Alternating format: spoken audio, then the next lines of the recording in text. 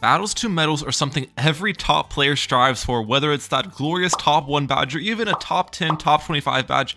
Everyone likes to have a great badge to showcase on their profile. But in today's video, I'm going to show you why your Hall of Masters badge might mean absolutely nothing because it's behind a corrupt elo system. Now, an elo system is simply put as a way of calculating relative skill levels of people and ranking them on some sort of leaderboard, which in this case is the Hall of Masters leaderboard. And it's been around since the dawn of time, starting with mainly chess. Now, the elo system has generally been seen as a fair ranking metric, as people who are ranked highly will have more struggles increasing their rating than low-ranked people, which is where the skill differential is created on the leaderboard. This is because higher-ranked people will have to maintain a higher win percentage and face against tougher opponents to maintain their rating, while lower-ranked people have more leeway and face easier opponents overall. This is not actually the case in Battles 2, however, which brings us to the corrupt elo system and why so many people on the leaderboard are currently named Ban Foxyops. Now, Foxyops is currently the #1 player in Hall of Masters. Not only the #1 player, he's currently the person who has reached the highest score ever, surpassing the 15,000 score mark. So you would think, oh, he's got to be the best player in the world, right?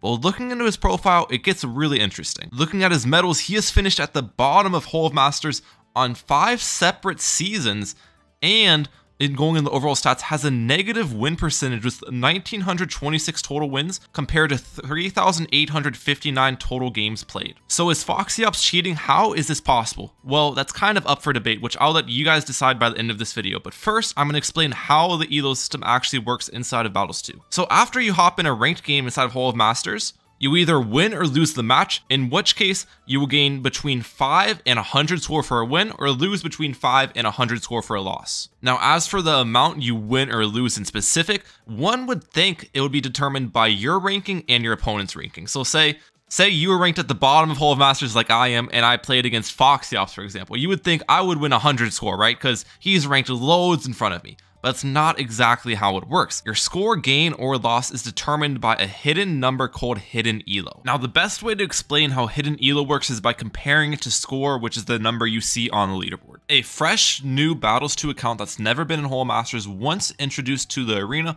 will start with 3,500 score and 3,500 hidden elo points. Now, whenever you win or lose a match, your score and hidden elo will both change by the same amount. So you might be wondering, how does hidden elo even matter if you start with the same amount and they change by the same amount every single game? Now, the difference between score and hidden elo actually comes about at the end of the Hall of Masters season, and this is where the corrupt elo system emerges. At the end of a Hall of Masters season, everyone's score gets reset to 3,500 and everyone starts the season on equal standing, or you would think so. But the hidden elo actually does not get reset. Because of this, huge divergence between someone's score and hidden elo can be created. For example, if you ended the season with 6,000 score, the start of the next season, you're gonna have 6,000 hidden elo, but 3,500 score. So the game will be treating you as a 6,000 score player and your score gains and losses, but you will only be rated at 3,500 score on the leaderboard. This can work in the opposite effect as well, as if you end the season at 500 score, for example, you will start the next season with 500 hidden elo, but be sitting at 3,500 score, creating the divergence once again. Now, this relationship between score and hidden elo gets farther divided as Hall of Masters seasons continue because it compounds upon one another. For example, the 6,000 hidden elo player we were talking about before, let's say inside their second season, they finish at 6,000 score once again. This means at the start of their third season, they will now be sitting with 8,500 hidden elo, but only 3,500 score, and it can work in the opposite direction as well. Now, with this knowledge, this can help explain why Foxyops is at 15,000 score, being so successful this season, because in the previous seasons, he has lowered his hidden elo by an insane amount by finishing at the bottom of Hall of Masters time after time again. So he is receiving very favorable score trades with opponents, since the game is treating him as if he is a low-ranked player. You can also see the same thing happen to me in an opposite effect, because I have finished at the top of Hall of Masters for a lot of seasons, with my last 2 badges both being top 1 badges, where, for example, during my marathon stream, I had a stretch where I had 23 wins and 9 losses as a bottom of Hall of Masters player, and I lost 188 score from all of those games combined. Now, what would happen if someone who was getting really favorable score trades like Foxyops faced against someone who's getting really unfavorable score trades like myself. Well, the other day I actually played against FoxyOps in a Hall of Masters match, and this is the result, so let's hop right into it. Alright guys, our first match of the video is against the #1 player in Hall of Masters right now, who is FoxyOps. So we're going the strategy of Dartling, Druid, and Village. We're going to start with our Gwendolyn right here. Now they brought Highwayman Jericho here, so I expect to see Ace Farm Engineer coming out from them most likely.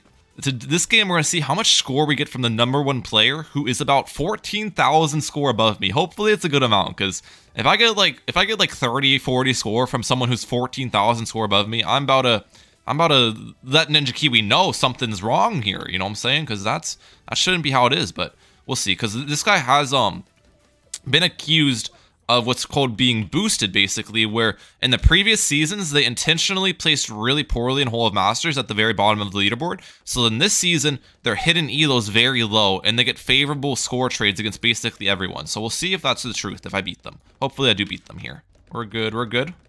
My eco's looking pretty solid here, though. 750 so far is really solid. My eco's definitely looking good. They got their plantation up, so nicely done to them. We just want to save up for my Hydrocopods now for round 11. Alright, one more eco boost. I afford my HRP.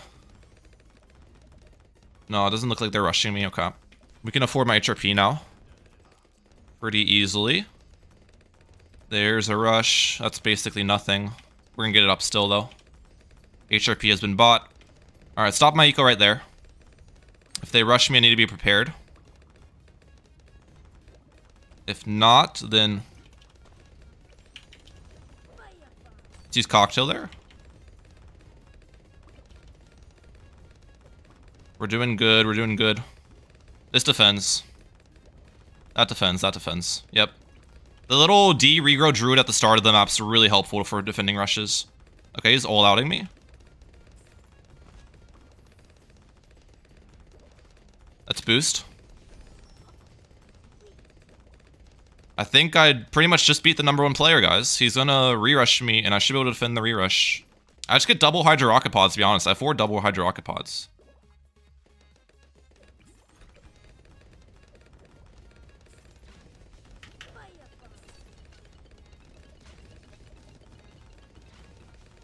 Yep, I won. That's the #1 player going down. Now, how much score is... The question of the day is, how much score am I actually gonna get from this game? How much score does the #1 player go? We'll look at both of our score counts after this game as well to compare. 18. There's no way that's real. Is that the actual #1 player that I played? 18. I'm at 1,800, guys.